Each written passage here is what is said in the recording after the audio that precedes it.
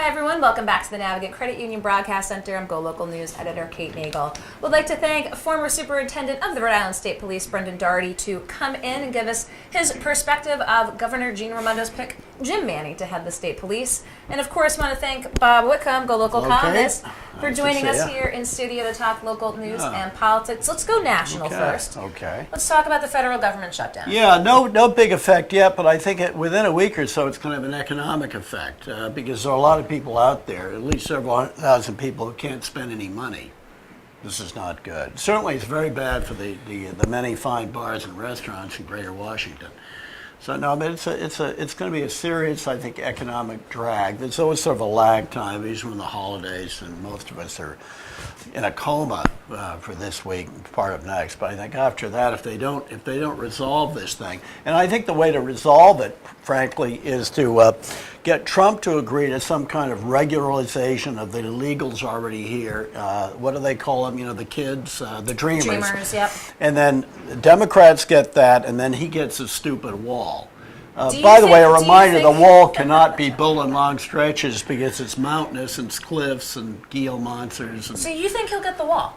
No, I think at the end of the day, there'll be some fences. Remember, he's backing off on that. So they can call it what they will, a fence. How about a picket fence? Kind of quaint, you know, like some father knows best, a white picket fence. I don't think it would be a white picket fence. Yeah. We had the head of the Rhode Island Latino PAC, Joseph Molina Flynn, in earlier this week, Yeah. and his thought was, the president may or may not actually want it. Just likes the idea of it, using it as a talking point and Well, one of the most energizing the base. entertaining thing, the people who are most terrified of these immigrants are people who live in areas with the fewest immigrants. And by the way, the immigrants have a much lower crime rate than native-born people. But, oh well, details. But I think they'll come out to some kind of deal like that. It may involve the dreamers. You know, fix the dreamers, regularize some of these people who are here illegally, either their own volition or because they were brought here. And then, you know, you can have some nice photo ops with a big wall in some places. Maybe, you know, in heavily populated areas like a 400-foot high wall in El Paso or something, you know, kind of in the urban areas. The desert, I don't know. I think that's a little unlikely that they could build a high wall across the desert and the mountains. Well, obviously there's been a lot of attention paid I know that's to going to happen. Migrants coming over and the deaths of 2 children in just a short period of time. Again, Joseph Molina Flynn spoke to that as well, about addressing the needs specifically of children being exposed to harsh conditions. We should be honest, though. The kids could have been sick anyway. Children die. That's what they said. Children die. And that's what he said, too. People die in custody all the time. Right, pneumonia, whatever. It may have had nothing to do with being in custody. The border officials may have had nothing to do with that death, but certainly it's a tragedy, it's very sad, and it's certainly politically it's painful for the Trump administration. Well, we'll see what happens at the federal government level here. Speaking of shutdown, the news that's been How can they tell, right? Speaking of news that has been dominating here, obviously has been the case of the Foxy Lady, where it was purported the spiritual capital of New England. So, you know, it's interesting that folks say, you know, well, why the focus on the Foxy? We've covered the Board of Licenses extensively here at GoLocal and how they manage clubs and nightlife that have issues, and they usually pertain to issues of safety and violence. Right. And in this particular case, apparently the Foxy Lady has, you know, not even come before the Board of Licenses with any infraction. So the lawyers for the Foxy Lady say, whoa, okay, where's restorative justice here? You know, how do you go from 0 to 60 and say we need to be closed? You know, so it's just garnering that attention, you know, from that legal standpoint. And then, of course, it's just the Foxy Lady. Yeah, the fact that everyone knows establishments like that, the employees, the talent, as we call it in the television business. Should have been closed. That's right. It should have been closed a long time ago. We know there's side. How do I put this? There are peripheral sources of revenue. Their side business that might not be on the books. Everybody knows that places like that, the employees supplement their income. So you say, sure, close it. You think it should be closed? Probably should be closed, yeah. Even though I kind of miss that tawdry aspect that makes Providence sort of the New Orleans of the North. But here's what happens, and you see it, and we report on this all the time, too. The Board of Licenses oftentimes might take a more heavy approach and come down with some sanctions, and then the lawyers for the clubs go to the DBR. We actually talked with lawyer Peter Pacharka, and he said, look, there's competing interests. You have very much entrenched town interests, neighborhood interests, if there's something going on with the club. You probably even have First Amendment. You know, I can do whatever I want in front of people as long as they pay. Well, and then they go to the DBR, and the DBR says, actually, that doesn't hold water, and we're going to give you your license back. I mean, it kind of showed the disconnect of what happens at the Board of Licenses and what happens at the DBR. Now, in this case, because there's several licenses with the adult entertainment license, that one goes to the Supreme Court and the others go to the DBR. Right. I think the other thing to bear in mind, the Foxy Lady, is by far the most famous establishment of its kind. So they may be making an example of that just because it's so famous.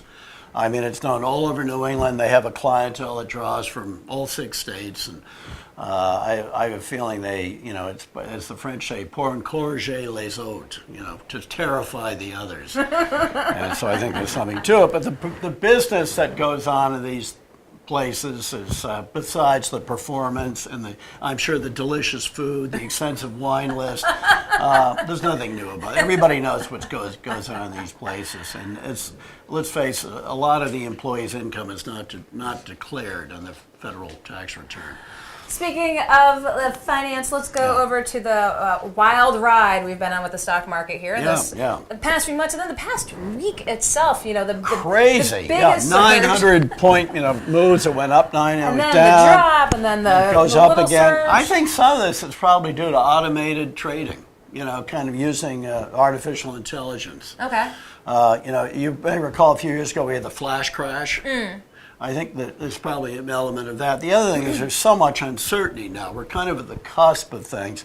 A lot of people fear the recession may start next year instead of 2020. Most economists, I think now, there's sort of a rough consensus that we'll have a downturn by 2020. Nobody knows for sure. You've got the oil prices all over the place. You've got instability in the Middle East. You have very unstable administration here. Nobody knows what the monetary and the fiscal policy is going to be. So I think people feel pulled all over the place. But the other thing to remember with these huge absolute numbers is the stock market's very high. So when you say something goes up 1,000 points, it's not as ominous as you think. I remember at 87, which was the biggest, I think, single-day crash. And by the way, the recession after the 87 crash didn't begin for a couple of years. It was 25% in one day.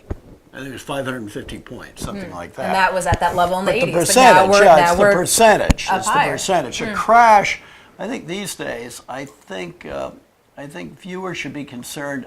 I think a 10% fall is a crash. We're talking 2-3% up and down.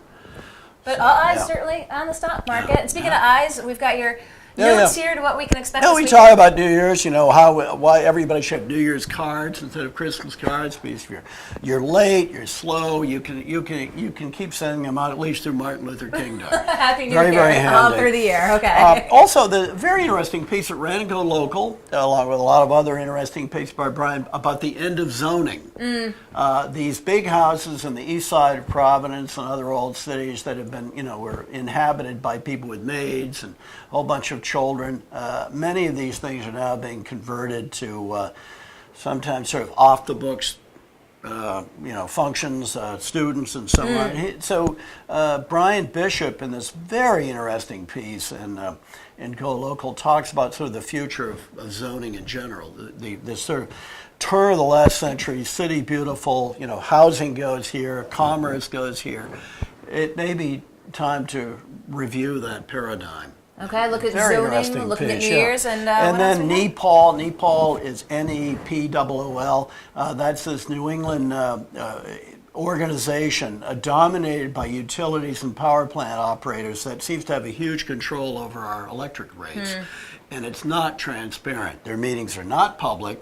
And we saw the piece in GoLocal this week about us having the highest utility costs. Highest, and that got me thinking. And you were poking around a little bit. New Hampshire Public Radio did a good story about that. Who are these people? And these are private beings, and they're making the recommendations to the feds where power lines should be. All this other stuff, very important stuff that eventually affect rates. And it seems to be this organization seems to be devoted to the interest of the utilities and the power plant operators. Very We interesting. need to know more about that. So you need to read Bob's column to know more about that. Yeah, and then I talk a little bit about the Middle East. I do think that Trump is right in the sense we can never win there, but you don't pull out without telling your allies. You don't betray your allies. The Kurds, in this case, or the Taliban, the Kurds in Iraq and Syria, the Taliban in Afghanistan.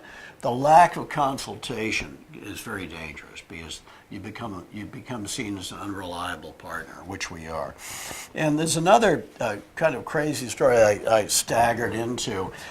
In Norwich, Connecticut, we've all heard about churches closing and then being turned into other things like maybe the next Foxy Lady. In fact, there, the bank closed, a beautiful old bank building, I think it's stone, in the middle of that old mill town, and a church is buying it. Which is a nice switch. And you look at it, banks kind of look like churches a little bit. They're, as the headline says, from commerce to Christ. And I think this is very, very interesting. And next week soon, we've got to talk more about all these closed malls. How many of them could be converted into housing? Housing prices are very, very high. People need places to live. We've got this affordable housing crisis all over the country. I wonder if some of these old malls might be a partial answer to this stuff. Well, if you want to learn more, you have to read Bob Whitcomb's column this weekend. As always, Bob, whether you want to or not. Whether you want to or not. Happy Don't New go Year. anywhere. We're going to be back here momentarily with Ray Rickman, former state representative, deputy secretary of state, and now heads up Stages of Freedom to give his big view. Very good.